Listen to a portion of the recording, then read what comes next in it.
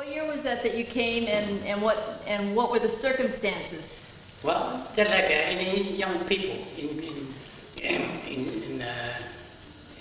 Compton, you had no future.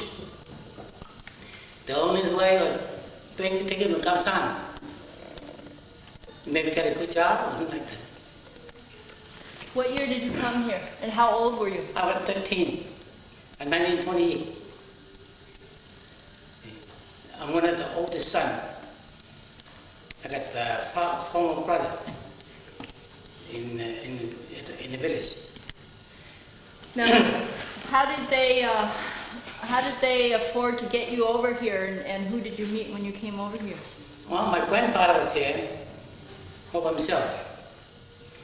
Of course, he had no paper, son, or whatever.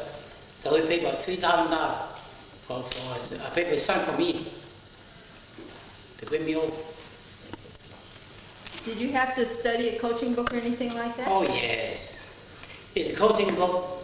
Before I come to Hong Kong, my real father was in there. This is your life. Day and night, I have to memorize every word of it. How many dogs, how many chicken, certain houses across the street, what's the name, what they're making, what they do, got to know everything. Except they're all phony. And did they emphasize to you how important it is? They says, yes, that is a life. They can't make it, you have no future. What do you remember about coming over here? What were you? Were you scared? Were you excited? Were you happy? Were you what? Well, at the time, when 13, everything was taken for granted than anybody else. No, that's where you go, that's where you go. So I come with my phony father. I'm President Jackson. And how was your treatment here when you were here? Even here? Yeah. That's why you take for granted. We didn't know what freedom means. You didn't know anything. When you come in here, look at it. Well, I guess that's the way to do it. There's a big line that goes to San Francisco top there. The little boat they call it, I don't think it or whatever. So new people shoot back to Angel Island. So stay here. How many days were you here? I was there 5 weeks. And then during the 5 weeks time, do you remember? Can you describe what your day-to-day life was like, and what the examinations were like, and all of that sort of thing? Well, it's anxiety. Maybe I hope tomorrow for my interview. Maybe tomorrow. See, when they post a number up there's your number. Or there's an interview now. You're so anxious to go. Of course, you're nervous.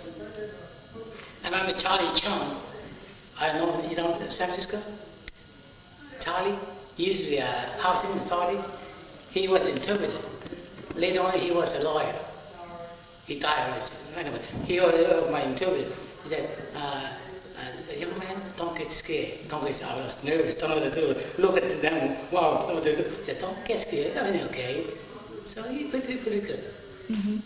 Did you have a friendship with him later on? Oh yeah, I know. Charlie Chung, yeah.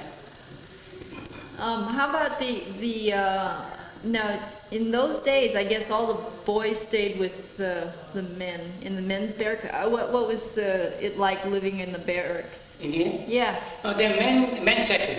Mm-hmm. There are no women. Mm-hmm. There are women there that's little actually next door, I don't want to see them. So they play music or play records and at the gamble, of course, the Chinese the way are doing it. And some people like to read and a lot of people thinking. See what they're some that were educated.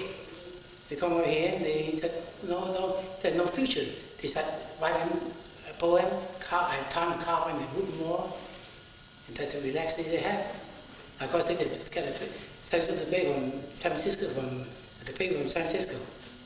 The only thing, you had no correspondent from San Francisco or anything. No visitation. But were you anxious since you said you were 13, you were with somebody, the interpreter was pretty nice.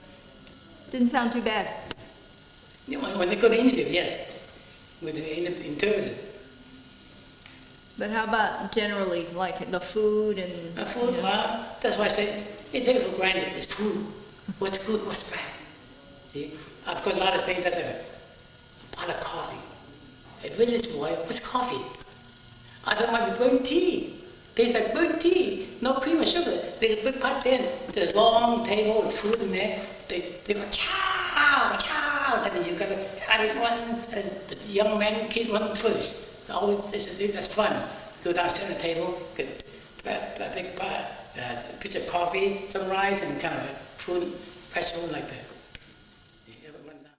Do you think it's important to make this place a place to remember? It's very important.